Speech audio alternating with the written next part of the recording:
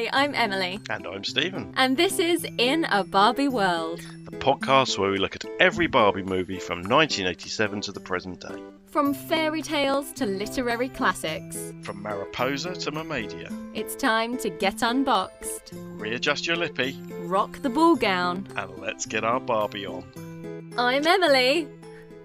And I'm not. I'm Stephen. And this is Barbie of Swan Lake. So she's been in the Nutcracker, she's been as Rapunzel, and now she's of Swan Lake, which I think is very dramatic. Like, I like that a lot. It's very different, isn't it? Because you would have thought it would have been in Swan Lake, because Swan Lake is a noun for a very famous ballet. It's a ballet, yeah. Yeah, whereas it's not really a place that you could be of, like Anne of Green Gables. Yeah, that's the only time I ever think of Yeah. in that kind of way. But of course, within the context of the film, it kind of sort of works. No, it doesn't. No, it does, because she does. She's not of Swan Lake. She's not born and raised of true. Swan Lake. But she's an immigrant. Oh, we're going there, are we? It's a tale of immigration. It is, and building walls and the ghettoization of culture.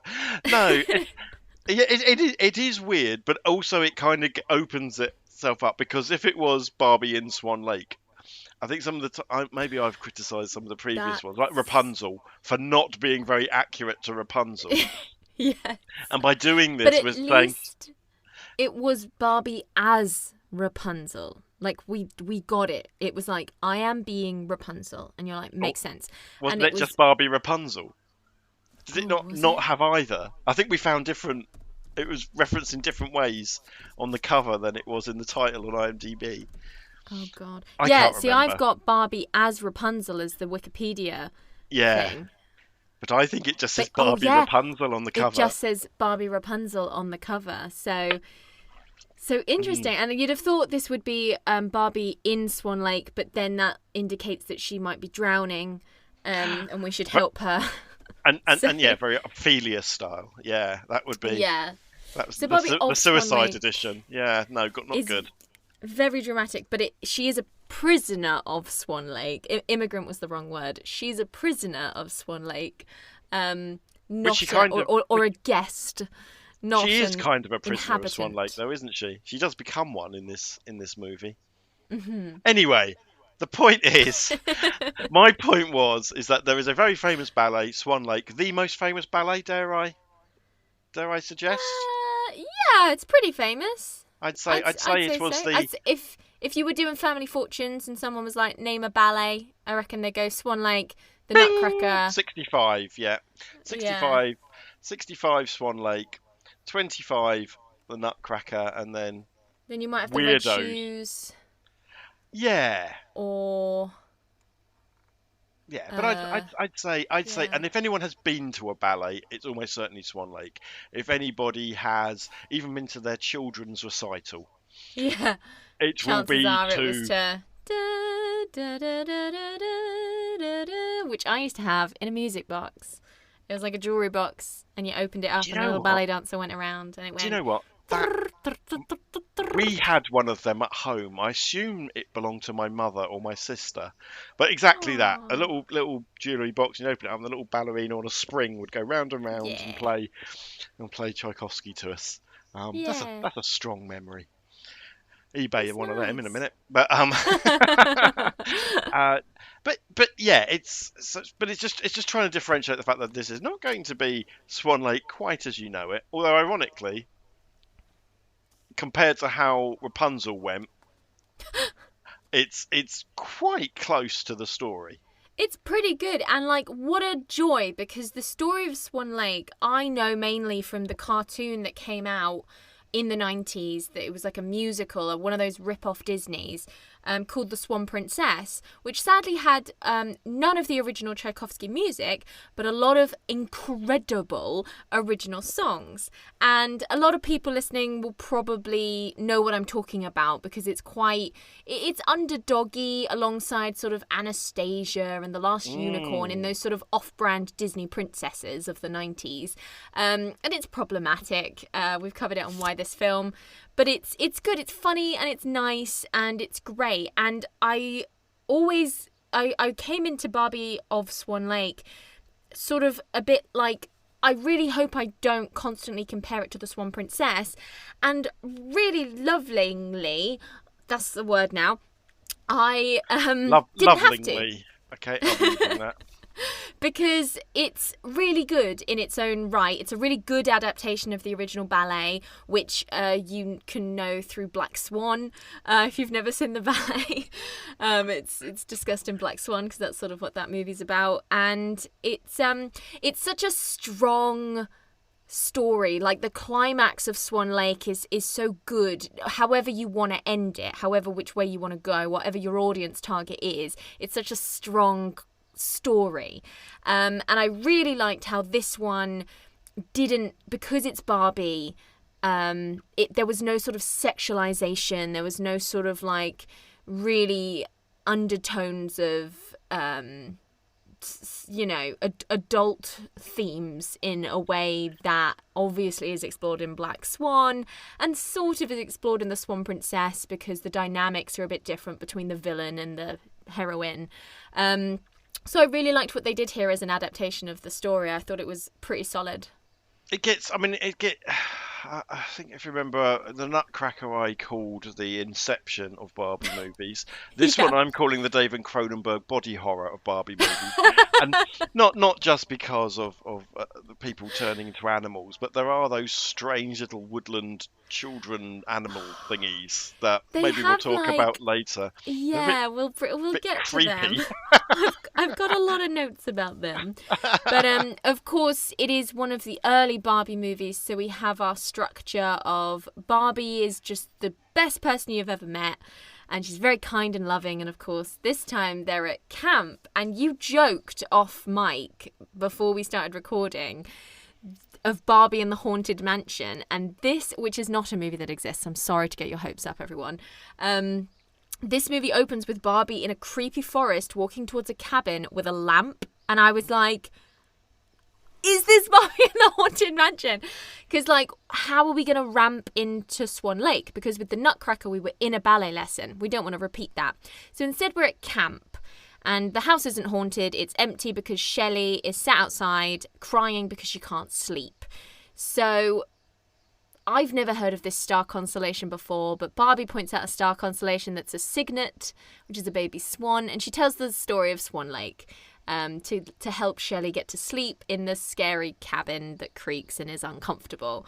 I don't quite know how camp and Swan Lake were sort of pushed to get... Maybe they have a bowl of starting points for the structure of Barbie movies, and it pulled out camp.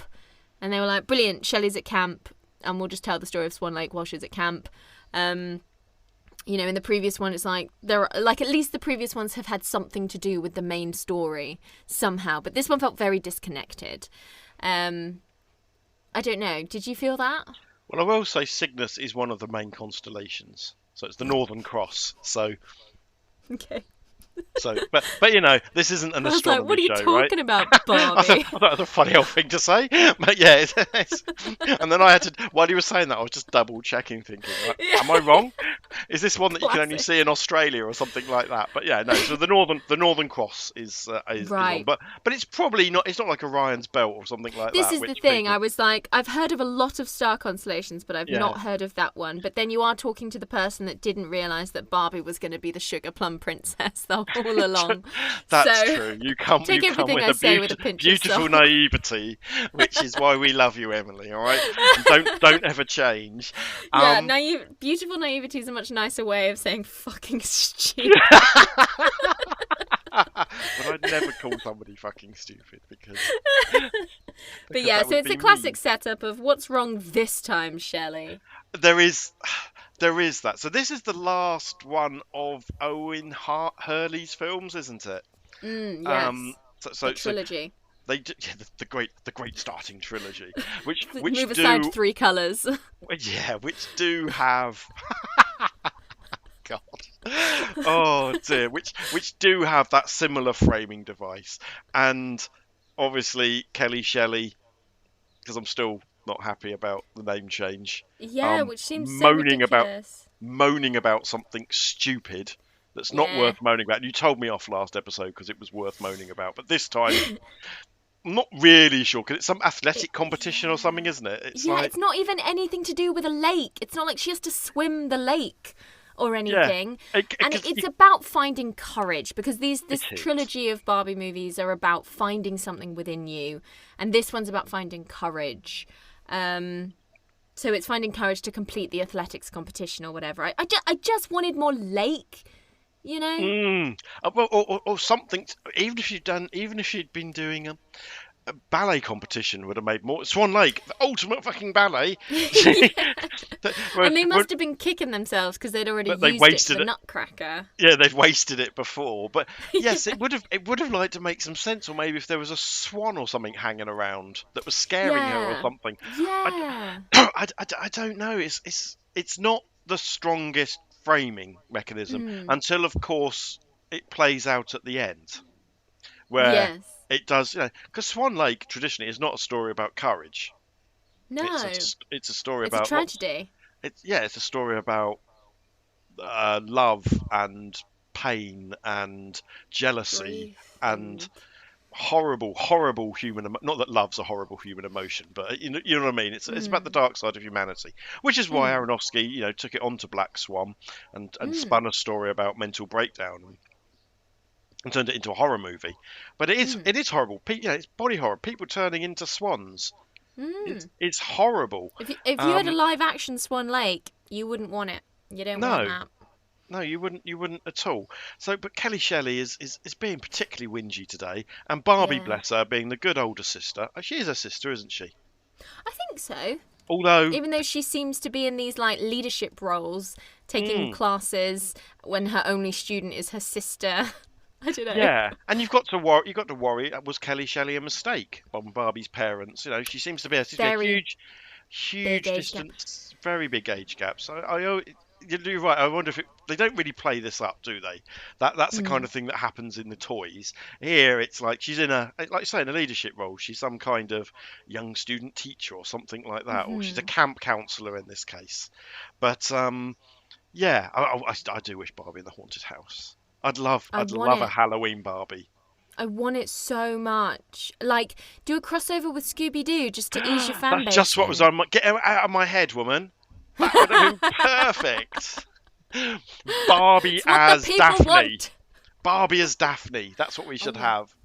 God, I want to. Yes. Fuck. Yes. And Kelly Shelley as Daphne. And Oh my God. Ken as Fred. And then Shaggy and Scooby Doo. Yes. Yeah, Perfect. we want. Yeah, come on, Mattel, are you listening? Mattel, listen. Think of the toys. A mystery I machine in would the buy Barbie them. toys. I'd bloody buy them. Every monster, and you could do it where you can buy them as a monster, or you can buy it as the Barbie with the sort of like scary Nutcracker head to put over his head. But you do that with all the like monster costumes. Do it! I want a Barbie of Daphne anyway because she was like my hero growing up. I've got it even better. I've just remembered a toy I'm pretty certain my sister had. Is that there is the Barbie camper van. Yes. We must be able to paint this up as a mystery machine. If I had any kind of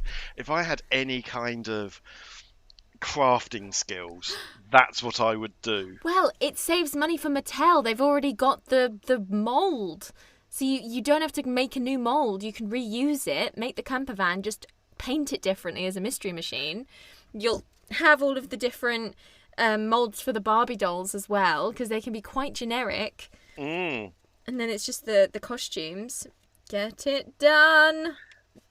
We are so there. You're welcome, Mattel. You're You're welcome. welcome. Anyway, sorry, we're not getting very far into Swan Lake, are we? So Shelley's a lot more. She's sort of gotten used to this format now, where she's like, I think she's starting to do it on purpose. To be honest, she's like, She's acting up, isn't she? I can't sleep. Can you tell me a story? Because she knows. Because the very beginning of the story, she starts getting in on it, and luckily, it's not something that lasts. Because as Barbie's narration never lasts, we get to go into the story and then come back out. But as Barbie's leaning into the story with the narration, Shelley's like, make it chocolate chip. That's my favourite. She's trying to amend the story to make it more relevant to her by changing the like cookie flavour at the beginning. And it's like, sit down, Shelley. You're here because you can't sleep. Either listen to the story or go to bed, you know? But yeah, Odette is a baker, which is something that is completely irrelevant and not at all that I'm aware of. It's not canon. I don't think it's canon of No. of that story of the Swan Lake story. No. Has no real impact on, you know, if you bake some cake to get her out of the curse later on, that might have made more sense. Yeah, and they sort of bring it back, which we'll talk about, but not really. And another thing with this movie that was a bit of a shame is that to establish that Odette, which is who Barbie is playing, which is canon, to establish that Odette is not courageous and likes the simple life of staying indoors and cooking cookies. She has a really cool designed sister called like Mary or something, and she's really like badass and fun, and she's like goes on really hardcore horse rides, and I know this because she turns up on the back of a horse that is like untamable and wild, and she's controlling it, and she's like, come with me for a ride, Odette. And Odette is like, no. And then she's like, okay, I'm gonna go by myself then. And that's really the extent of Mary's character. And it's such a shame because she never appears again, does she? She never appears again. Not even at the wedding. She Although appears bizarrely, very briefly. Same voice actress as the Fairy Queen. Yeah, so I wonder if that's meant to be a thing, you know, how Mr. Darling is Captain Hook. But it's not a thing. Like, no, that's me it's reaching. Not. That's just, we invented a character. Sometimes I wonder, so films as a whole aren't made up on the fly, and animated films certainly aren't, right? Mm-hmm. Because, you know, you there's this disconnect between the voice acting and the and the animation, so things really have to be quite well planned. Yeah. Why bring her up, other than, I suppose, to show that she's a bit of a pussy? Yeah, it's literally just to show that Odette has this character trait, and it's such a shame that they give you such a fun-looking character to then immediately take them away, much like Aunt Dosselmeyer, or whatever her name was, who gave Barbie the Nutcracker in Barbie and the Nutcracker. She seemed really cool. She at least got more screen time and then was the owl, and that made sense. This is just Maria's like, Barbie's not courageous. Bye! And I feel that could have been shown by like a nameless peasant boy in the village, or we could have had a moment. Or we could have had an action moment, an action beat where Barbie failed to do something, and somebody ended up stubbing their toe because she was a bit of a wuss. But there's none of that. It's just there's this other character. There's a whole fleshed out character who that we're not even going to bother with. And it's such a shame because whenever a brunette turns up in a Barbie movie, I'm like, woo, let's go! And then they always take them away again, and I'm like, oh, I felt represented. I can't possibly be Barbie. There's going to be a lot of disappointment in the next 30-odd episodes for you, my dear. God, yeah. And, you know, yeah. So I'd have liked for the sister to have somehow been part of the narrative a bit more, because Barbie having a sister anyway, is really cool. Like sisterhood, friendship, female friendship, always really important in these movies. And we're sort of denied it. And instead she's replaced with like this mentor fairy queen. And yeah. We do have... I mean, we'll get to her. So Odette... there's a unicorn in this movie. Don't ask me why. Again. Well, okay. We both know why. Because it's a toy to sell, right? But... And I was doing some reading up. There's lots of blogs out there which have done a similar thing to this, and the unicorn is a sticking point to a lot of people. Not because it's not an adorable. I quite like. I quite like. It's fun. It's Lila. fun unicorn. Is that her name? Yeah. Is that the unicorn? Yeah, Lila. I like Lila. There's only two problems I have with her. One is she doesn't look anything like she does on the cover. She looks more like a My Little Pony in the film, but on the cover she looks like a proper horse. And the other thing is that a lot of young kids really enjoyed this film and then got really excited about going to see Swan Lake. And they were incredibly disappointed when there was no unicorn in it, because Lila was their favourite character. And I've seen this on a few my internet search history is a lot different these days. But yeah, I was looking at sort of people's sort of blog reviews, because I'm kind of more interested in that than the official, obviously the Daily Telegraph can be quite down on Barbie and Swan Lake by definition, but to hear other people that are kind of trying the similar sort of journey we're on, it was very interesting to see that Lila is much loved by the audience, but not even so uncanon as not to be true. But of course, it's to sell another toy, and I'm all right with that. I'm all right. I'm all right with that. That's the nature of the beast. And, just like in Rapunzel, we had the little dragon, which again was a toy. This is okay. This is a thing for these stories. I mean, in the Nutcracker, I suppose we had the Nutcracker himself. Yeah. Some freaky looking thing to put on the side. It's all part of these movies, yeah? And I'm all right because it's for kids. It's not for us. Yeah, exactly. We're not the prime audience. I'm all right, and it also gives another voice, and it's also obviously Lila is also kind of brave herself, and she's kind of inspiring to Barbie, but she's not really. She is a motivator to Barbie, so I kind of like that. She's a kind of spunky little pink horsey thing, and I like that. These side characters of mythological creatures, are always voiced by women, so we are getting female friendship, which is really cool. B, they're always like pink and purple and glittery, which is awesome. And C, they're always really good characters, and they fall into that sort of... like the dragon was very cowardly and... shy, and so the unicorn's like the 180 of that, where she's very brave and brash, but both of them are characters. They're fully fleshed out characters. They have motivations and they have a reason to be friends with the Barbie character. They look great. Again, it's just someone really taking the time to just think about it for more than 2 seconds, and I'm so grateful for it.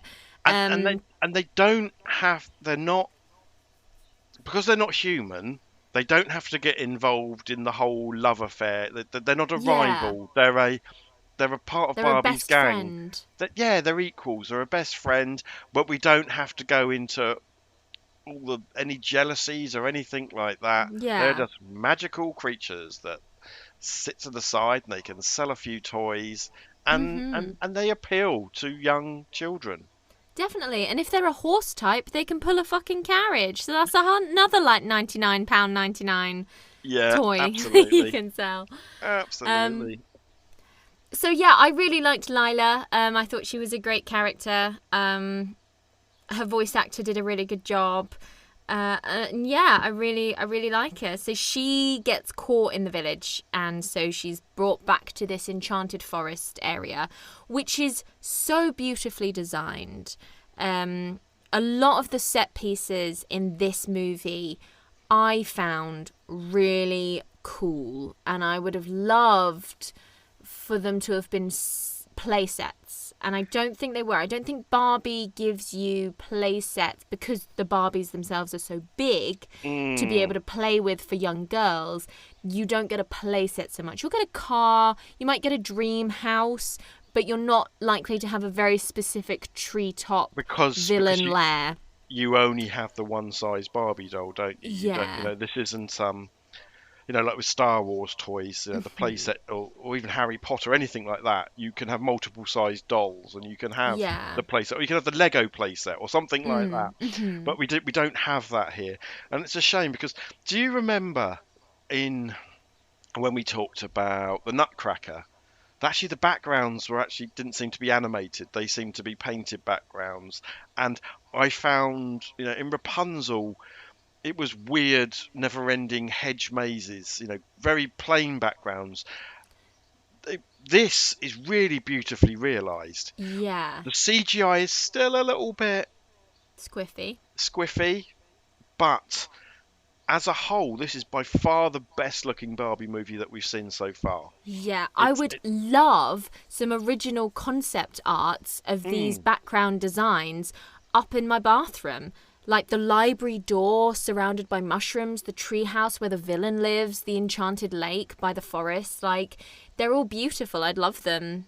I'd love the concept art sketches for them. But it's like finally they've got all the bits working together. We'll talk about it more later, but even the ballet aspects are better integrated here. Definitely. The music is better integrated here. Yes. But it's the visuals. This is so far the best looking of the CGI Barbies. It looks like we're 2-3 years later. It looks like they've learned. They look like they've had a few upgrades. And I don't think it's going to stop at the visual either. I would argue that it's the best storytelling, and it's the best characters, and the best costumes. By a long way. And quite often by the time you get to the third movie, you're usually going in the opposite direction. Yeah. But they're up in their game. They are. It's like, as I say, it's like whoever's behind this, and I'm sorry that we can't constantly refer to crew because I don't Google it in time, but they're putting really good amount of effort in, and well done to Owen and his trilogy of solid movies that are getting better and better each time. So we get to the Swan Lake, we get to the Enchanted Forest, and there's a whole subplot with a crystal that's just within the Barbie universe, about how it's going to protect her from the villain's magic, and it's tied in with the lore of the forest, which I thought was really cool. So we've got this fairy queen character who should be in charge of the forest, but is she like trapped in the outer zone or something? She's like a bit shimmery and can't really get involved in things. Except when the plot, as long as it depends what the plot demands. But she's been somewhat stymied by another character, her brother. I think it's her brother. Yeah. It's they're either brothers or cousins, because this is the thing. They've given us this backstory about how the forest used to be run by a king, and as he laid down to rest, he chose his daughter out of his 2 children to continue running the forest. And the brother was so annoyed with this that he ran off, returned 10 years later with his daughter, and reclaimed the forest using dark magic. And he turned all the people that lived there into like woodland creatures, and he lives in these treetops with his daughter, and he hopes to finally get the power of the crystal to completely rule over the Enchanted Forest, which is really good, because in The Swan Princess, Rothbart purposefully kidnaps Odette to convince her to marry him so he can become king. And that's great when you're 7 and it's 1998. It's a little more problematic these days, It isn't it? sucks when you're Kid, 29 and you're kid, trying to enjoy some like. kidnapping women on the hope to get married to them. I'm just It's gonna put just it out there. boring. Never gone well. Yeah, not ideal. Um, And it's just like, to watch as an adult. You're like, about it. So it was really nice that didn't become an aspect. And of course, Rothbart, who is the brother, which is the canon name, has brought Odile, which again is the canon name, his daughter. So we've got a father-daughter dynamic on top. So it's a lot more, arguably, family-friendly. Whereas in The Swan Princess, they cut the character of Odile, and give it to this sort of like peasant hag that is like lafooing around Rothbart, which and again, Odile is the black swan, right? yes, she's the That's black swan. Yeah. So I don't want to rush into this. So we haven't met. Maybe do we wait till we get to Rothbart, because we've had some great casting in the film so far. We've had Tim So Curry, the good. Rat King. We've had Angelica Houston as Yeah. Gothel, and now we get Kelsey Grammer, Kelsey who fucking Grammer. at this time was a huge fucking star. Yeah. Obviously from Cheers, from my time, and then Friends. That's still not Friends. Sorry. Cut that, because we're going to go back to that in a minute. Yeah. We're going Yeah. to go to Frasier, which was was part of every Friday night for me during the late 90s.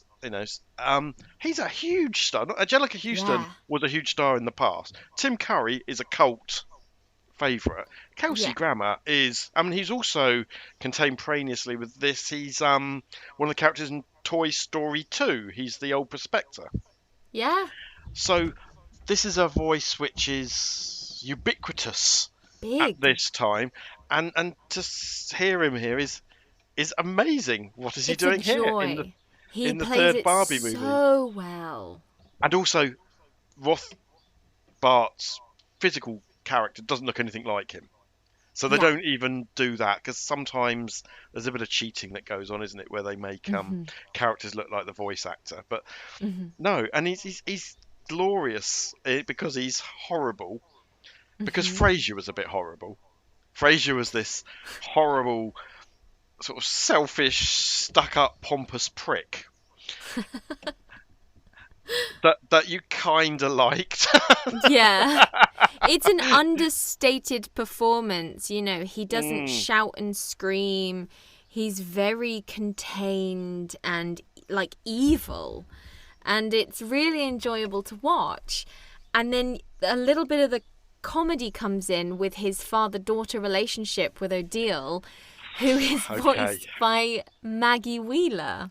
Now, Maggie Wheeler, everyone will know, because I jumped a bit earlier, didn't I?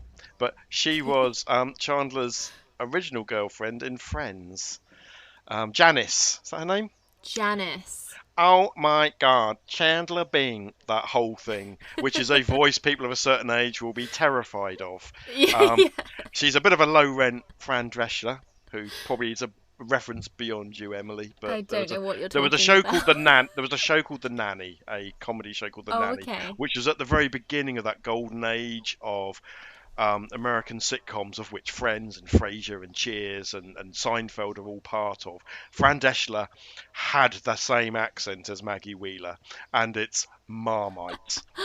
And to be Nice. fair, Maggie Wheeler puts it on a bit, because she was in an episode of Seinfeld, and it's there, but it's not half as screeching. Grating. But she doesn't hold back here. Oh, And no. I posit to you, this is potentially, as lovely as Maggie Wheeler is, and as recognisable as her voice is, this voice does not fit in this film. Disagree with me if you may. Well, it's interesting. I know where you're coming from. I think it's quite iconic to have this. The choice is to have made Odile, whatever the fuck her name is to make her this sort of spoilt, materialistic, bratty child who is a pampered princess, basically, and is just waiting for Daddy to rule the Enchanted Forest so she can live her Regina George dreams in the treetops. Which is odd when it's based in an enchanted forest and she's very obsessed with like jewels and jewelry and like physical things. And then, it's to combat Barbie's nature-loving, baking, good, wholesome vibe, to make her like this. And I quite like the voice choice. I quite like that they've gone with this, like, because again, like, Barbie is very easy to listen to. She could be the voice of the talking clock or, run a podcast to send people off to sleep at nighttime. Like, she's got a very, like, calm, nice voice. So then to bring her counterpart in yes. to Kelly's be voice like is like velvet. screechy and annoying and brash, I get it. It feels very contemporary for what is like a medieval set fantasy piece. It's like when Ed Sheeran turned up in Game of Thrones and everyone was like, to hear a voice from Queens or Brooklyn, wherever she's from, it just takes me out of it. On the other hand, this is a Frasier Friends crossover. Anybody who watched TV in the 90s, who watched American sitcoms in the 90s, this is what we dreamed of. We dreamed of one of these characters we dreamed of Frasier popping into Central Perk. And this is as close as we're going to get. And, don't get me wrong, I love Maggie Wheeler. I think she's fantastic and vivacious. And actually, in some ways, I love how she talks because she doesn't talk like the people that you see on TV. But I found it a little bit graty here, and just put yourself in the shoes of a parent who's bought their young daughters this DVD and it's being played over and over again, and you get a lot of and it's like, oh Jesus, please no. But it's a recognisable voice, and she's obviously been cast. I was just going to put myself in the place of a 7-year-old child whose dad has bought them this DVD and they have a voice to mimic. Yeah. And they're like, oh, that's cool. Speaking of voices to mimic, the Woodland Creatures, as we first meet them, are secretly children that live in the woods. Let's not question it. They're not pixies, they're not fairies, they're not gnomes. They're just children that live in the woods. But they're not, are they? As it turns out later, this is fucking weird. They're weird. As it turns out, they're animals that have been turned into human children wearing costumes that match their animal characteristics. But at the moment, they're weird little human creatures in fancy dress that have... This is the weirdest thing, right? Maggie Wheeler, I'm sorry about having to go at your voice, because this is the weird thing. There's one of them's a porcupine, and they've got Russian names, like, so they've... Ivan.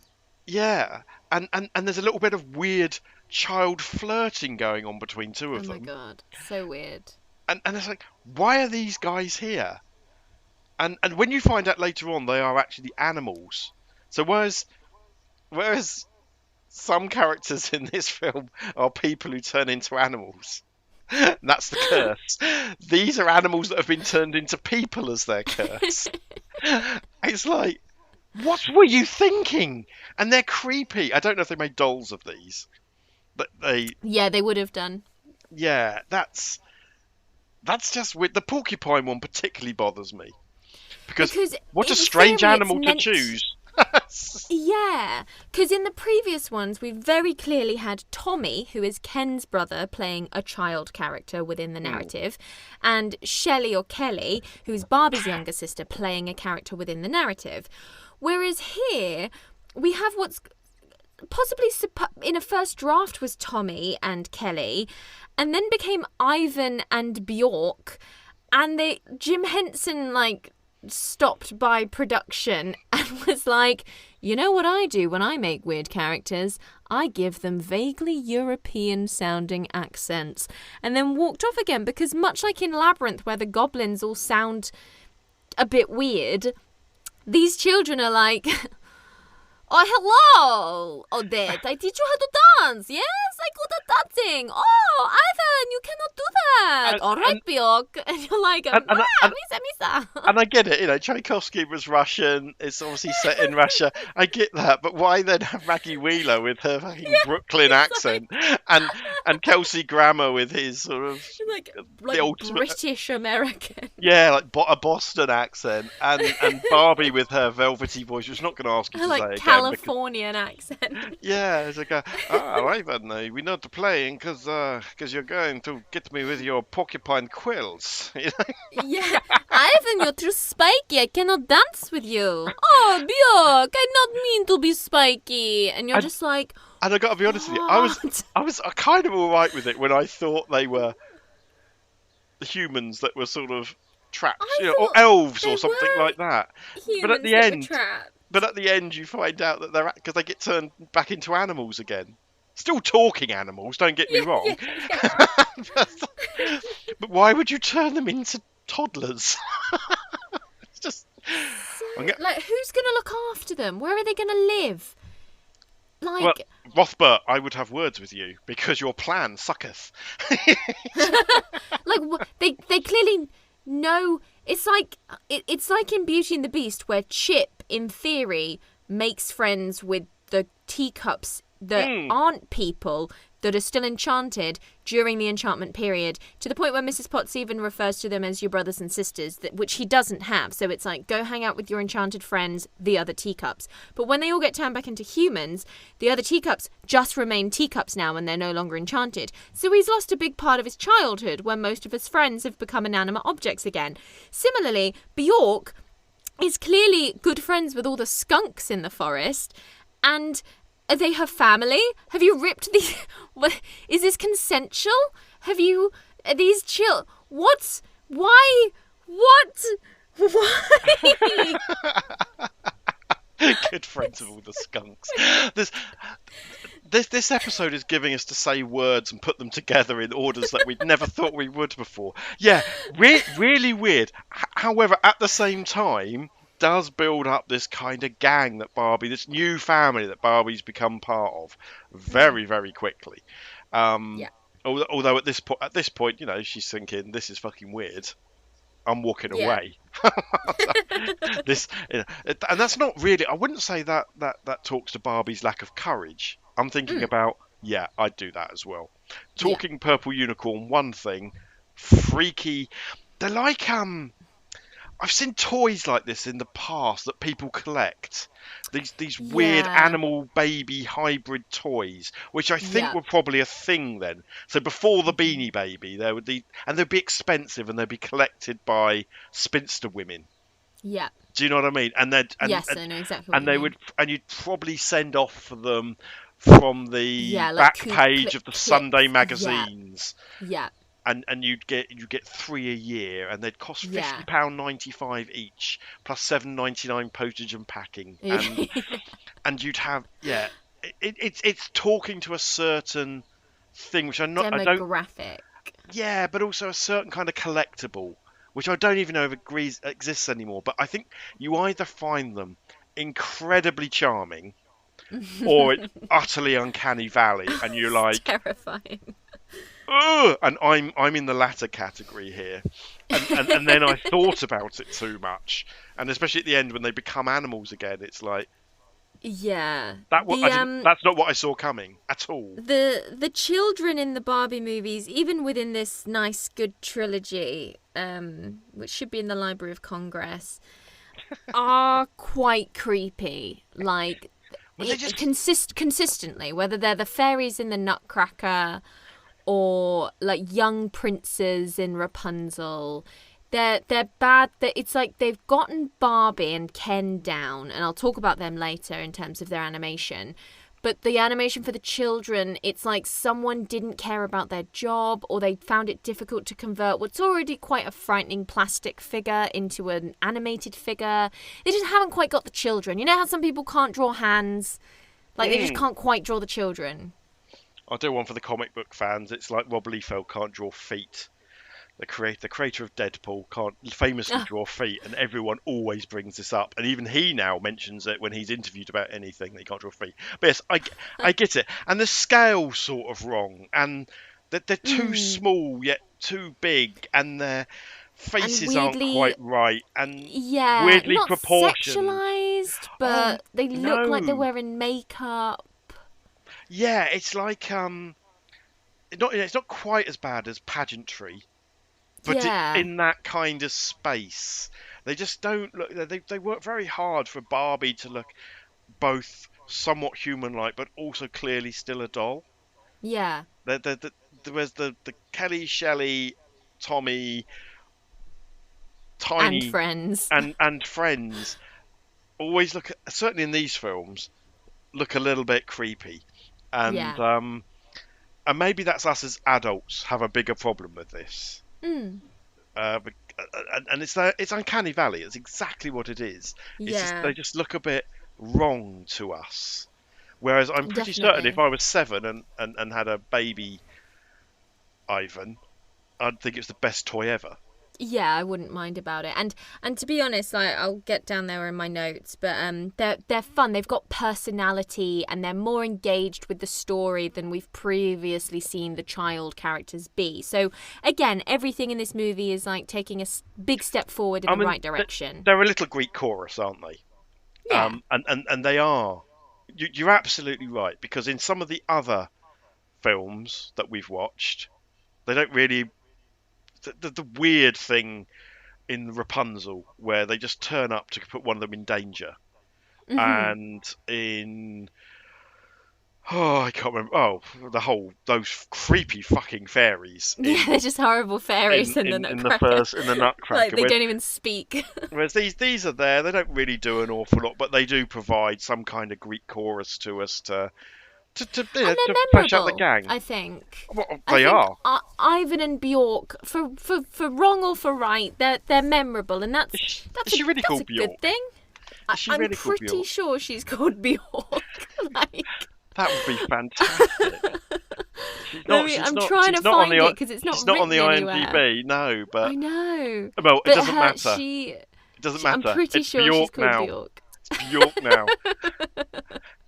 Or Bjorka is something like that. I don't care. It's headcanon, and it doesn't matter. And as long as it exists in our heads, Emily, that's all that needs to matter. So on Wikipedia, it says that their names are Ivan and Carlita. So Ivan must have been saying something else, and I thought he called her Bjork. And I wrote it down like, that seems legit. Well, it does. That's her name. Bjork. But clearly he was saying something why else. Why did Bjork leave the Carlita. sugar cubes? Because she was captured by the Enchanted Forest. She's like Spanish, because when they respond to something, Ivan says "da" and she says "si." So and I think they're meant to represent the different styles of dancing, flamenco, again for whatever and Cossack reason, dancing, and their costumes sort of reflect that as well, with her blacks and reds and his sort of browns and boots. But it says here that they're elves who were turned into a skunk and a porcupine. So they are elves that were turned into animals and then resumed back to their elf form. No, that's not what happens at the end. At the end, they become animals. Oh no, but then again, you're having the moment as Bjork. There could be 2 versions of this film out there, where things end very differently. Oh dearie me. But yeah, in terms of casting, like Disney could never. Like, it's just brilliant. So we're introduced to Rothbatten Ideal in the most terrifying, nightmare-inducing way possible, because I love it. They turn into like birds every time they descend on the group of heroes and leave again. They do it in bird form, and that's why they live in the treetops, because they turn into birds. Now, saying that they turn into birds is being very liberal, because I don't actually know what creature it is that they're turning into, but it's going into my nightmares this evening. It's horrific. They are so scary, and there is so many shots of them transforming from this creature into a human.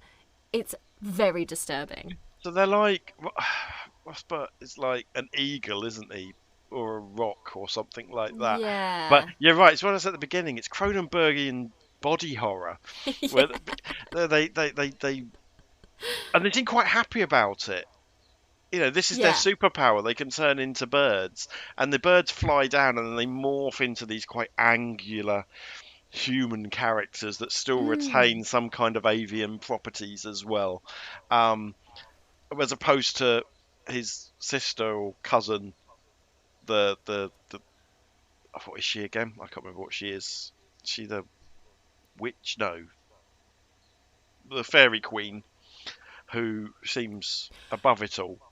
Yeah. They're like Uh, sister woman in yeah, charge of the but she forest. doesn't seem to be avian. She doesn't seem to. So it's almost as if you turn to a bird too much. Like people start looking like their dogs. Yeah. You start looking like the bird that you turn into. Whereas the fairy queen says, Yeah. I'm having none of that shit. I'm looking like this. I It look look like a beautiful Barbie with it, blonde with it brunette hair. it looks good on me. I'm not Yeah. changing it for anything.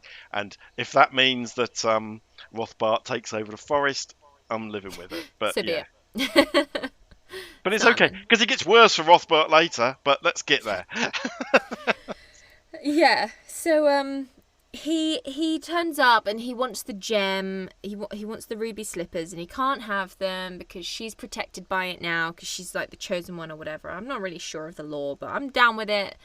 It's fine. And he turns her into a swan. And then the fairy queen catches up with her and she's like, oh no, quick, wear this crown with the crystal in it so he can't hurt you anymore. And it's like, where were you? You're omnipotent and can fly. And he's already turned me into a swan. Like, how much worse is it going to get? And to be fair, it does get quite worse. Like, it's good how high the stakes are in this movie. We really are playing with death as the ultimate end goal. But Because he comes back and genuinely tries to destroy her to prove that the crystal does protect her. but the fairy queen is troublesome because her power waxes and wanes as the plot requires it. Yeah. Either she's got no power, or she has the ability to, for 12 hours a day, counteract this. Yeah. Which is something Yeah. which isn't really played upon at all in the rest of the film. Yeah. There's no point where she's going, oh my god, it's 5 minutes to midnight, I'm going to turn back into a swan again. Or whatever happens. She's I can't remember. kind of chill with it. Yeah, and it's kind of cool, isn't it? It's fun and There's like worse, it's. I there's find worse it birds really to be funny. turned into. Like I didn't notice it watching it, but you're absolutely right. Like she's able to soften the curse, a la Sleeping Beauty, and give her 12 hours as a human, and then she spends like nighttime as a human and daytime as a swan. But then later on, when someone gets kidnapped, her wand literally is like. And she's like, oh no, after she'd been able to like conjure up a new gown for her, new gown for Odette, some musical instruments. It's like when Michelle Pfeiffer in Stardust makes the entire hotel and nothing happens. And then she turns Mr. Weasley into a goat and her arm nearly falls off. It's like, we forgot. Yeah, it's her powers wane as the plot demands. Yeah. Bless her. But it's cool. It's really cool. And then Ivan has this line where they all agree to help her because she's going to try and help the forest because she denied her call to adventure. Then she got turned into a swan. So she's here now and she's going to try and help them save the forest from Rothbart. And all the animals are going to help. And Ivan expresses this by saying, we're going to help you from the hearts of our bottoms. And then Bjork is like, Ivan, it's from the bottom of our hearts. And he's like, oh, yes, sorry. And I just want to take a moment to acknowledge that if I was 7, that would have been the funniest fucking shit I've ever heard in my entire life, and I would have quoted it forever. But it is quite funny. It's Spoonerisms a very good line. are hilarious anytime. Spoonerisms with accents Yeah. are maybe a little more Just problematic, perfect. but still. And I'm disappointed you didn't do a Spanish accent for Carlita. Yeah, sorry, because to me, she's still... still Icelandic Bjork. Lots of pretty little flowers in the bottom of your heart. Yeah. Love it so much. It's so good. It's up there with like Muppet Treasure Island was one for us where there was just a random scene of the mice skiing and they were like, I'm getting tired. He said go faster. It would have been up there. Like me and my sister just yelled that at each other for like 20 years. And it would have been the same with this line. I think it really would have resonated with us as lovers of comedy. It's a very good line. So well done, Ivan. Yes, bringing Odile into it and taking the sex out of it. But then, of course, the sex is replaced by love. And just as I was being really praising towards this movie, it then started to be much more, because Swan Lake it's unavoidable, really, about love. And we're not in Frozen territory yet. Marie was never going to be the true love that broke Odette's curse, which, it was right there for the taking, but it's not 2013 yet. It's only 2003. We've got 10 more years till sisterly love. But yeah, so Ken is the nearby prince, which I really love about these Barbie movies. So often it's the princess is the prize to be won, and she's she can have a character and a personality, but she's the end goal. She's the rich princess who is the love interest, who you're trying to do everything to get. Whereas here it's always Ken is the rich boyfriend who Barbie has to solve all the problems in order to get him as a prize. He's the prize. And I really like it. He's called Daniel here. And he's very cool. Not Siegfried for some reason. No. They keep all the other names. They change him to Daniel. To Daniel. Because you meet a lot of Odettes and Rothberts and Carlitas around the place. But you don't meet any Siegfrieds. In fact, Siegfried weird. Is too far. Yeah, and he has one personality characteristic. Does Prince Daniel? Yes. He's good at archery. It's a nice one. It's a nice characteristic. It could be worse. It's that he likes her, and that's good. It's good. He's fine. I don't have a problem with him because it's nice having the man as the sort of 2D character and letting the woman go off on the adventure. That's what's really good about these Barbie movies. Yeah. Especially these big, like early ones who are taking these really fun stories with female characters at the center and doing good stuff and putting more female characters into the stories as they're doing it, and it's really good. But Daniel is a hunter and he stumbles upon the Enchanted Forest, and Rothbart's pumped because he thinks Daniel's going to shoot Odette down out of the sky and finally kill her so he can have the crystal. And as he does, Daniel gets distracted because he's never seen a swan that's so like hot. That swan is hot avian fetish. Look at that! Look at the feathers on that. What a prize! And he goes to shoot at it, and it's been established earlier in the movie that he's a very good huntsman. But he stops trying to shoot his arrow at Odette because he's just like astounded with what a beautiful creature it is. It's weird. I don't get it. Have you also do you also wonder why there's this enchanted forest, right? That's right next to this town. And only 2 people have spotted it ever, and they're both in the last 10 minutes. Yeah, literally. It's like Beast's Castle. Everyone just pretends it's not there. They're like, we don't want to deal with that, so we're going to pretend we can't see it. Indeed. Which I get, I would be like, an enchanted forest? Yeah, nah, no, thanks. I'll take the other path. But she turns back into a human, because it must be time, even though I don't think it was night into day. She just turns back into a human because the plot needs her to, so Daniel can see her as a human. But his facial reaction when she turns in from a swan, she glides into the water, walks onto the bank, and turns into a human in a flash of glittery magic. And his face is like, huh. And then he walks towards her like, hey, what's your name? And you're like, are you used to that? Is that, in a world where unicorns run rampage in the streets, maybe that's nothing new to him. But I would have been a bit more like... Oh, this is the bird woman fantasy that he never thought would come to... And he doesn't want to get overexcited in case it's not real. But quite clearly he's been waiting on this a long time to mix his 2 favourite things, birds and women, together. And wait till he gets in a minute he's going to get married to the other one. This is every man's fantasy in Prince Daniel's world. And it's funny because he's got his subplot as well, which you also see in the Swan Princess, where it's like you've got to get married. And again, it's nice to see that on a man, to have that plot where it's like you must choose a wife ASAP because I said so. And he's like, I don't wanna. I want adventure in the great wide somewhere. And then he doesn't. He finds Odette and he settles quite quickly, much to the delight of his mother. I mean, this is classic fairy tale. Yeah. Sort of trope, isn't it? The prince has to get married, and he doesn't want to get married to the princess next from the castle, from the kingdom next door. He wants to go off and have adventures. Wants to marry and then the peasant 20 woman. minutes after leaving home, he finds the love of his life. Yeah.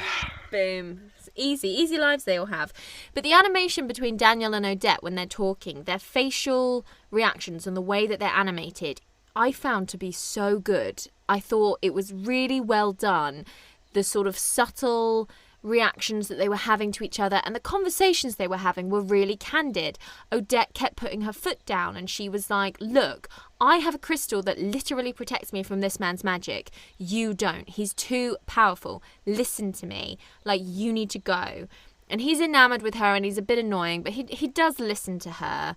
And I just thought that their dynamic was really good, and her as a character was, again, typically really strong, which is what we're used to seeing in these Barbie movies, which is so good. And the animation of their faces were just so detailed that it was really noticeable. Yeah, and and yeah, it's all a bit quick, but they spend the night together talking and they fall in love. That's kind of what happens, you know. That's how people do tend to fall for each other. There's an element of realism about this in amongst everything. I mean, we haven't even talked about the fucking troll. You've skipped over that. Oh yeah, poor troll. But you know, in this moment, it's a very human, a very adult story that's not, you know, relationship that's built here. So you might argue it all happens a bit quickly, but I'd actually also challenge you and say, you know, in my life, certainly, the people that I have embarked on longer term relationships has all been down to one night, one meeting, one conversation that went on and on, or something like that. You know what I mean? So it feels almost realistic, apart from the whole swan, creepy children, pink unicorn, Enchanted Forest thing, Cronenberg birds. Yeah, there's this core thing. I believe in this. I believe in that more than I believe in people bumping into each other and running away and going, oh, wasn't she amazing? She's the woman I've got to marry.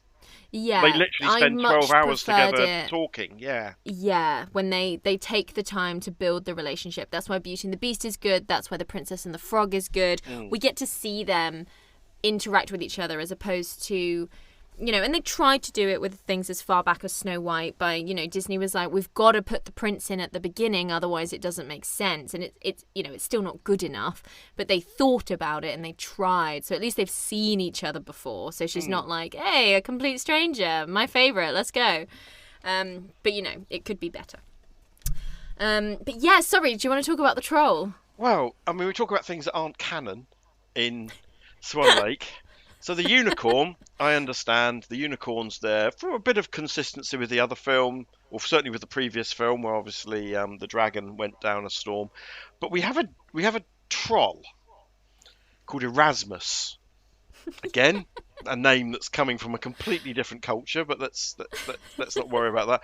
Who runs a library with all the plot-breaking secrets in it. That is initially played up as a crotchety old man, or crotchety old troll, shall we say, who turns out to be lovely and delightful and really helpful after very little pushing at all. Yeah. But yeah, weird, because Swan Lake didn't have that. I'm pretty certain I've never seen the troll dance from Swan Lake. No, I'm not familiar with the troll dance from Tchaikovsky's Swan Lake. And actually, you know, there would have been plenty of other ways of showing how to break the curse without having a magic library, which happens to have the very details how to break this one curse that he's put on them. It doesn't really stand up. However, he's a kind of interesting character. Yeah. I don't mind it too much in that sense. I also really like how I thought this was going to be, because they build it up. They're like, this is going to be a really scary quest, Odette. You know how your whole thing is that you're not brave? Well, we're going to go find this troll, and he's going to be really scary. And we're going to have to fight him for a book. And I genuinely thought they were going to do that. I thought it was going to be like the ogre in Quest for Camelot, you know, like a monster that they had to face down, steal something from, and then go on with their lives. And that's how she defeats her bravery.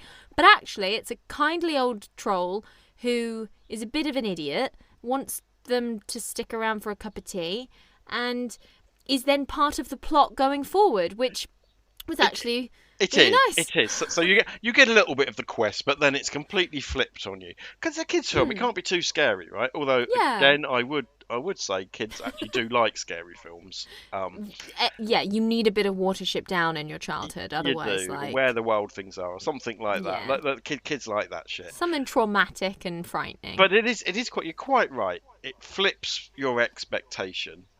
It doesn't really have much to the Barbie as a wuss storyline, but it's kind of nice. It's just I always struggle with these, and I know this is a kids film, right? I know I shouldn't take it too seriously, but any fantasy film which has the fix to the curse is in a book in a library somewhere really winds me up, because I mean, Tim Curry's Rat King had the right idea, where basically you just silence anybody who might know the secret, and no one was able to go and cancel out his magic thing until someone more powerful came along.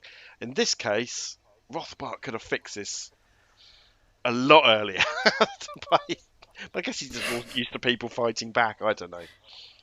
I don't mind it, because I think that someone like Rothbart isn't thinking for himself. He's leafing through magic books, like the Charmed ones, and being like, oh, well, I'll use this one. You know, I'm not a singer-songwriter. I do covers. Like, I'm not coming up with my own magic. I'm reading it from a book. You know, so what you're of saying course is you can then go to the book to undo it. He hasn't paid his dues, therefore he's an unworthy ruler of the Enchanted Forest. Not even that. His form of magic is learnt and academic, and therefore it can be academically undone. Rather than being, you know, he's not an all-powerful magician that was just inherently born with magic spells that he then starts making up as a young child. He read about it in a book, put it on someone, so then that person could read the same book and be like, well, this is how you undo it. Like the Charmed ones were never original in their magic. They got fucking everything they ever did from one book. Although his sister is a fairy queen. His sister is a fairy queen. Yeah. Yes. I'm gonna run with your reading of it, but just say. Yeah. He was, but maybe like Catholicism, fairiness only runs down the female line. Yeah. Well, and he's been misdone because it's a religion rather than a genetic thing. Possibly, and then that's why the king was like, no offence, but obviously I'm going to give the one with magic powers the ability to run the forest, Rothbart. Like, nothing against you, but you just do not have what it takes to run the forest. She's a fucking fairy queen. Like, I'm sorry, but she was just born a fairy queen, and therefore she has to run the forest. And he's like, I'm going to go read a book and have a child of unknown means. Yeah, that's a bit that we're going to skip over, but he has had a child. Yeah. which, and I'm assuming she's not a magical creation or a Horcrux or something like that. That she's genuinely, I think she's a witch or something in and of herself. It says in the wiki that she's a witch, which I didn't get necessarily. I took her as to be sort of like, you know, in The Last Unicorn, the Christopher Lee King talks about how the Jeff Bridges son is a child that he stole because he was trying to fulfill his life and be happy, and he stole a child from the doorstep of a peasant in the village and raised him as his own child. That's how I saw Rothbart. Rothbart was probably like, I want a kid. There's one. It's mine now. And wouldn't it have been amazing if Adele had been Barbie's twin sister who had been stolen in a... Yes, and that could have been such a thing that they could have done. They just weren't thinking about sisterhood as a theme or a plot. And they had so many chances in this movie to push it in any which way, and they didn't take any of them, and it's such a shame. It's such a missed opportunity. Again, Mattel, we're here. We're happy to rewrite this. I think the time is right. 20 years later, we could sell you millions of these things. We could modernise this for you and give you a much stronger story. Hell yeah. Get the same voice cast back. Oh, God, Kelsey Grammer, absolutely. Maggie Wheeler, I want them all. Kelly Sheridan, I won't take a new Barbie. Yeah, no, let's go for it. Let's redo it. In fact, we should kickstart the project and just do it. Yeah. But not call it Barbie, call it something else. Yeah. Shelby. And Shelby of Swan Lake. Shelby was the off-brand Furby. That's been taken, I'm afraid. You know, you had Furbies. Yeah. They did like a shell, like a Furby in a cocoon, and called it Shelby. So God, kind of Shelby. That was a stretch, wasn't it? I'm just gonna Google that because I think that's true. You're probably right. Maybe I made it up. It's just coming up with cars. Shelby Furby. Yes, I'm right. It's like a little clam. It's like a Furby that's been squashed. It's called a Shelby. Good times. 2000s were weird. But yeah, so she's invited to the ball, obviously, because it's Swan Lake and everything goes down at the ball. It's a bit rushed how they explain how the fact that Daniel confessing his true love to her is what's going to break the spell. It doesn't fit into the tone of what's been quite a friend-based, thoughtful little narrative, and now all of a sudden it's like everything is about true love, life and death is true love. But it's fine, I'll accept it because it's Swan Lake. And she gets a dress for the ball, because obviously she does, because we're going to the ball, and she gets a new dress.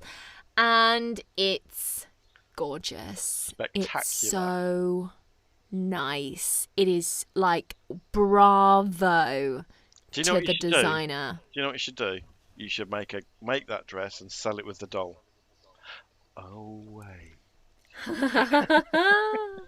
But like for adults. Like, I don't want to be squeezing into an age 6 to 7. I want to go as Barbie as Odette to Halloween. Oh my God. Well, I'm going to challenge you. I'm going to challenge you right now. As we will be out of lockdown by October, I demand for this podcast that you go to a Halloween party as Odette Barbie style. There you go. Adult costume. It must exist. Cosplayers do it. Like, there's probably wonderful pictures on Instagram. If you're listening and you're like a Barbie cosplayer, or you know of people that cosplay as Barbie, and someone's made this dress and gone somewhere with it, or just done a photo shoot with it, send us your pictures, because it's gorgeous. I want to see more talented people than me having crafted it and wearing it. I want to see it. I want it. Absolutely. Because it's... And it's well realised in the drawing and the animation as well. Yeah. We haven't talked a lot about Barbie's outfits. I know that's one of the things that you'd like to have talked about in these films, but that's probably one of the first ones that's really quite spectacular. It's, like the Sugar Plum Princess dress was lovely. I really liked her Rapunzel dress, because what they always do is make them glittery, which is perfect to be on a doll. And the way they animate the glitter is majestic. And it makes me so happy inside. I'm mildly impressed. Maybe. So we're all ramping up to this ballroom scene, which plays out as you would expect it to. Daniel's a bit dim because Odette turns up with a man, and it's Rothbart who's like sort of changed his appearance to look like someone else, but I'd be like, hi, sorry, who are you? Because when I last met Odette, there were no men around except the one man that I'm trying to like kill. Is that you? Why? Who are? But he doesn't, because he's so enamored. He just takes Odette, who is of course Odile in disguise as Odette, and the way they do it is so good. So what usually happens in the ballet is that the prima ballerina playing Odette will also play Odile and come on and do the dance of the Black Swan. But in the Swan Princess, they had the little hag be transformed into Odette with like an evil dress, which was obviously super hot because evil dresses always are. And she's transformed as Odette throughout the whole scene. She only turns back when it's too late. This is so good. And I wonder if it came from a place of they didn't want to confuse the audience or frighten the audience. He casts the spell over Odile, and the audience can still see her as Odile.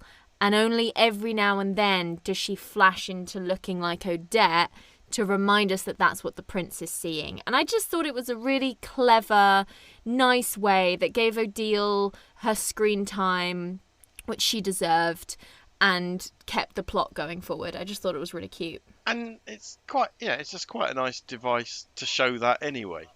Remember again who the audience are. 7, 8, 9, 10-year-old children, and this is quite a complex. I remember the attention spans and things like that. So this is quite a complex concept to put across. That would work in a live action adult film. Yeah, if you were trying to say that this person's actually somebody else. So it's a shame we've rushed to this point. Not you and I, but the film kind of rushes to this point, doesn't it? Yeah. It spent so long setting up everything else. This should be the highlight of the movie in terms of its animation and its effects and its drama and all those kind of things. And it's almost like, oh, quick, we better run to this bit. And luckily, the craft around it kind of saves this segment, which I think is not given enough time to breathe. Yeah, I agree. I'd like to have seen a big dance. This would have been a perfect time to do a bit of ballet. Yeah? Yeah, and they do a tiny bit of ballet, but not in the same rotoscoped way that we've previously seen in The Forest. We had some really lovely rotoscope ballet sequence that was a little bit boring, and that's coming from someone who insists that everyone should put more dance in their movies. But because it had nothing to do with the plot, and we did just sort of stop the plot to do some dancing, I was a bit like,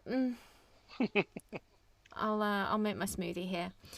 But you're right. In The Swan Princess, this moment is so memorable and dramatic. It opens with this huge number done by the LeFou character, and it's all about these different it's a banger of a song, and it's a great introduction. And as we're finishing this song, there's a storm starting outside, and there's a knock on the door, and evil Odette turns up, and everyone's like, who is she? Because they all thought she died, and they're all shooketh, and it's mysterious, and he's so pumped, and the music's like da da da da da da, because the swan Odette has broken free and trying to make her way to the palace on time. And everything's getting in her way, and it's so dramatic, and we see it from her point of view, rapping on the windows while he's making this big speech. It's so dramatic and exactly what I lived for when I was a child. And this one feels quite rushed, and that's a bit of a shame because it's such a good moment of tension within a story. It's such a good bit of storytelling. It's so good. Yeah, no, I have to agree with you in spades there. It's when you look at this and you realise the movie's nearly over. Yeah. And you think, oh, hello. It's one of the times in these movies that you kind of wish it wasn't quite such a kids' movie, and therefore, one of the beautiful things about these films is none of them are going to overstay their welcome. Yeah. They're all going to be over within 80 minutes, 75 minutes or less. Yeah, an hour and 21 minutes most of these movies has been, which is mwah for a kids movie. And it's mwah for a Stephen movie as well, because I struggle to stay awake. I think anything after over 2 hours long needs to be justified. Certainly for a kids movie, an hour and a half tops. Yeah. Yeah, oh my god, too many kids' movies are too long. However, I do feel the pacing in this one is a little bit off, and it is. We could have done without some of the Ivan and Carlita. We could have done without maybe the whole troll thing, and made this a much bigger, more impressive set piece. But again, they're not selling the. You put your finger on it earlier. They're not selling the play sets. They're selling the play sets. This becomes a much bigger pet set piece. This is at most this is about selling those dresses Yeah. to or selling the Barbie of Swan Lake And um it, outfit to the doll. yeah. Yeah, not outfit, but the doll. And it might be like you mentioned earlier, like it might be that it's quite a complex narrative for children. Like it's Mm, quite dark. And Barbie fucking dies. Like she mm, fucking dies in this movie. Like she's mm. dead at one point. Like what the fuck? Because there's that wonderful line that from Dogma where it's like the downside of being a martyr is that you have to die. Mm. If you're in Swan Lake, you have to die. Now, chances are, if your rating's under 12, you're going to be resurrected at some point. But you do have to die if you're in Swan Lake, because that's what Swan Lake is. You got to die, I'm afraid, because otherwise there's no story. So maybe they were really trying to keep it light, and they were really trying to just sort of rush through it to get to the wedding, because they were a bit like, this is too much for our audience. This isn't the tone that we've set. It's not like Watership Down where they open with fields of blood, so by the time you get to the Black Rabbit of Inlay, you're kind of prepped. It's like, we've done nothing but porcupine Russians and cute rotoscope ballet. We can't now introduce death as a theme and expect them to be okay with it. So we've just got to really like skip to the end here. And they do. The sort of third act climax is all over and done with in about 7 minutes. We go straight from the ball back to the forest. You think Rothbart's won. He shoots them both. They hold hands. And then the spell's broken, the end. Like, it's very quick. Yeah, it's yes, because they really loved each other. His power was negated, because that's the power of true love. Power of love. It's a curious thing. It's a curious Make a thing. That's one-man- exactly where I was going. Makes one man laugh, makes another man sing. Oh dear. This is why we're doing this podcast together.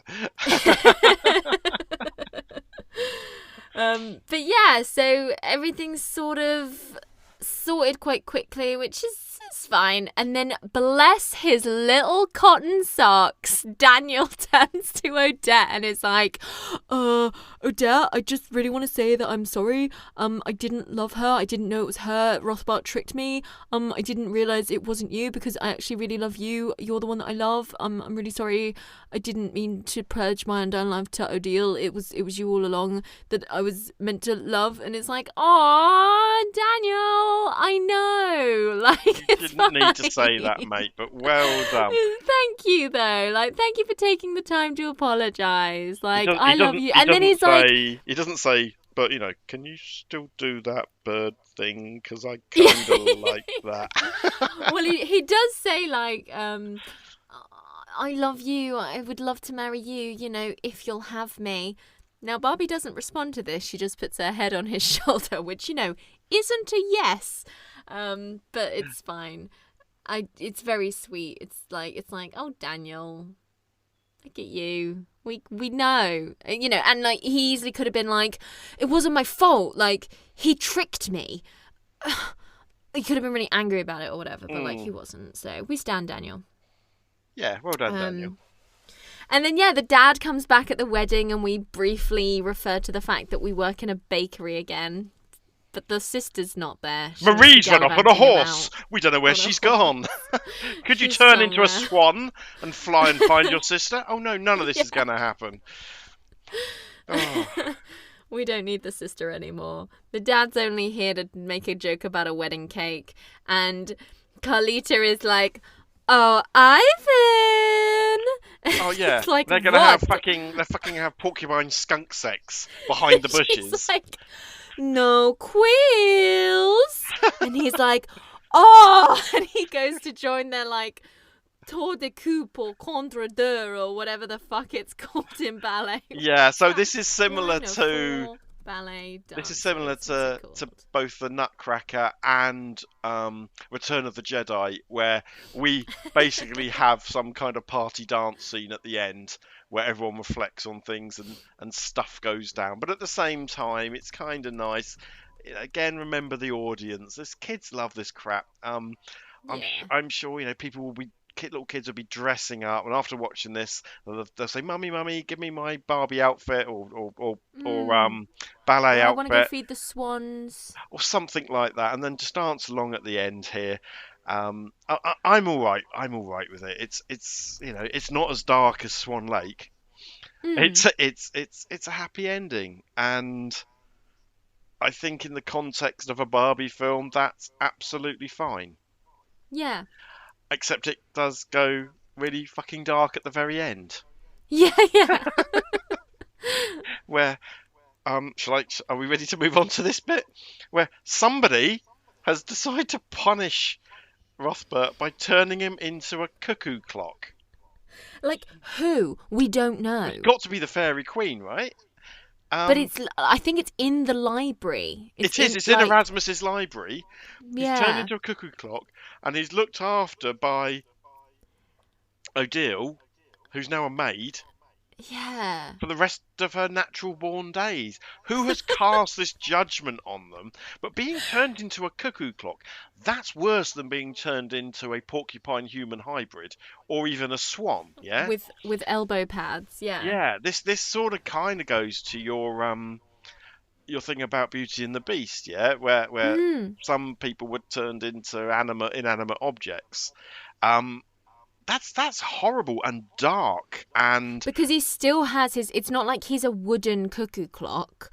It's like in Buffy where she's trapped in the cheerleading statue. He still has full consciousness and he yeah, can talk and it's him. He's just trapped eternally. like a And it's played off as a joke. Odile's like, why does nobody care that I'm allergic to dust? And then he comes out of the cuckoo clock and he goes, you. And then he goes back in. And then he comes back out again and he says, you think you've got problems. And you're like, oh, God. but actually he's been cursed to a eternity of paraplegia, stuck with Maggie Wheeler's voice. Who will not outlive him. One She will grow old One imagines not. I mean, and is she die. trapped in there? Can she leave eventually? Is there a redemption path for Adele? Because she hasn't actually done an awful lot wrong, other than just be a bit jealous. And come on, And it's a lot of her upbringing. You know, she was very spoiled. nature and she versus could, nurture. Yeah, she could learn the error of her ways and learn how to be kind and an upstanding member of society now that she's away from her father. Or she'll grow old as a maid and die one day in front of her father, who is eternally bound to the cuckoo clock. is she going to take over from Erasmus when he unfortunately moves on? Yeah. There Does are she have library training? there's another story here, and is she a fan of the Dewey Decimal System? Oh my God, 510.111. You gotta be kidding me. Oh dear. That doesn't belong in philosophy. You guys, this is high comedy you get here on this show. Not many other people can do that. Library card Yeah. comedy. Oh yeah, love me some Dewey Decimals. Yeah, like maybe we'll find out more in Swan Lake 2: Electric Boogaloo. The one that who's we're to writing. say? Yeah, I really do. When we do that and we got it kickstarted, I do want that to be at least an extra feature. Mm-hmm. Yeah, the true story, Adele's redemption path, redemption. Yes, Yeah, it's like the Kylo Ren story that we were sort of denied. yeah. Thankfully, so we didn't have any more of that shit. But yeah. Okay. But yeah, it felt more epic than the other two. The story felt bigger. The world felt bigger. I enjoyed it. We do return to Kelly at the end, and she's fine. I feel like we spend the least amount of time in the outward structure and the most amount of time in the story of the world of the story, which is, again, really good because that's what we're here for. We're here for the fantasy dresses and not Barbie's camp outfit. Kelly Shelley says, "Yeah, I understand that story. I'll participate in the race in case you lock me in a cuckoo clock." Yeah. No, that's not what she says, but I'm not entirely sure that the film succeeds with the moral about anything to do with Barbie's braveness whatsoever. Yeah, I Uh, was about to say that. The sort of theme of her overcoming her cowardly, unadventurous lifestyle is not, the minute she's given a real challenge, she dies. Or mm, she's like unconscious, and then she's sort of brought round, and then she's killed, and then she's brought round, and then she's married. And it's sort of like, yeah, you didn't really have any, that's a or better moral like, for a quest-based story, which it never mm, becomes. I think there might have been a better way to bookend this with some kind of Kelly Shelley. I'm all right with this as a device. yeah, I yeah, think absolutely. it makes them consistent. It makes them work together. Mm, But yeah, it's not as successful as maybe it was in the previous two. yeah, just because it's the theme of Swan Lake is a little bit unsuccessful, so it's harder then to tie in the overall structural theme as well. And I think Absolutely, that's yeah. because the story is quite dark and adult, and they didn't quite know what to do with it. And I can imagine there would have been a few people on the board that were like pushing for a more darker version, and then others that didn't want that. And it doesn't feel tonally messed up. It feels like they did make a decision and they stuck to it. Yeah. I think it's a shame. I think it could have been a bit darker, but it is a Barbie movie from the early 2000s. We're in a post 9/11 world. I don't think they wanted to give the children um I don't think any Barbie movie is going to give us any real form of darkness no. other than the shit that we're reading into it. And this film is full of darkness, but none of it's around Barbie. Yeah, Mhm. there's a dark ending. There's those weird animal whip thing elf people. There's the Yeah. missing sister. There's Pollery. how did Odile even exist? Um, Yeah. so there is a lot of darkness around the edges, but it uses aspects of the Swan Lake story to tell something a bit more. I mean, obviously, as we know, fairy tales used to be fucking dark, and Mm-hmm. we have over the centuries, even before Disney, we Yeah. have we have neutered Tampered with them, them. tampered with them to tell very few fairy stories or folk tales have happy endings, Hmm. and the same is true of Swan Lake, even though it's a much more modern thing. Yeah. On the other hand, uh, I'm all right with this in the it's a Barbie film, yeah. Yeah. I don't need Barbie to die at the end of the Barbie film. Yeah. It's cool. You don't need to stay Mm, dead, Barbie. You're okay. you're okay, but but if it gets somebody interested enough to go and follow up and find out about it later in Yeah. life, I think I'm all right with that. Yeah. Definitely. It's a good introduction, like the others have all been. A good introduction to a good solid tale. Um, And and a fun, decent movie. and I've got to be honest with you, I think it's my favourite so far.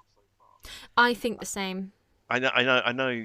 I think we both really enjoyed Rapunzel, despite Mm. itself. Yeah. Um, I think there's so much going on outside of just the Barbie character. I really like Yeah. Lila. We didn't spend enough time on Lila, but I really liked No. her. I really like the general story. I mean, it's got holes the size that you could run a Sherman tank through it, but Yeah. it's really it's got a beginning, a middle, and an end. Mm. I can't believe I'm saying this. It could do with being 10 minutes longer. Yeah, it could. I think, or some more judicious editing earlier on. There will be Hmm. moments in there that any 6, 7, 8, 9, 10-year-old will remember, whether it's Ivan's funny joke or the animal, people turning into animals and animal turning into people, whether it's Barbie's Hmm. resurrection, whether it's Maggie Wheeler's voice. Yeah, there will be something Yeah. there that they will remember. This is the most memorable one so far, and even though Yeah. I have just spent an hour picking holes in it and laughing at it, I really enjoyed it. I'm Yeah. really excited to talk to you about this today. It's Yeah. not my top 100 films ever. Let's not get ahead of ourselves. But if I was so far of the four or five films that we've talked about, this would Hmm. be the one I'd hand to somebody and say, Yeah. this is why we're doing this. Yeah. This is Definitely. I think it's a really it stands up as a movie. It was really fun to watch. There's been movies in my life that I've been like, ugh, all the way through. And like the Barbie movies were never one of them. And especially this one, I was actually like having a really good time watching it. All in all, it's the best package so far. I was surprised. Yeah. I thought Rapunzel was going to be a hard one to beat. But this takes the things that they did in Rapunzel with all the little extra characters and things like that. And also, let's put ourselves in the minds of the target audience. This Always. is the one that would make me want to go and get a doll. It literally, like, just looking at the two front covers of the DVDs, the dress of Swan Lake, I was like, this movie's going to be a better movie because that dress is amazing. Whereas Rapunzel's dress is fairly a generic-y princessy dress, which is not a bad thing. But this one was really gorgeous. So, yeah, I'm shooting it straight to number one. Do you agree?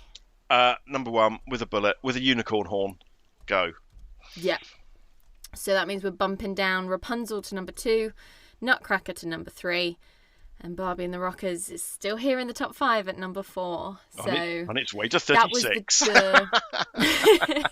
That was our Three Colours Barbie trilogy, directed by the same guy, obviously, and they're currently in the top 3 spaces. So we'll see what happens going forward as to whether they can keep them or if they're going to be boosted out. Or they're going to be split up.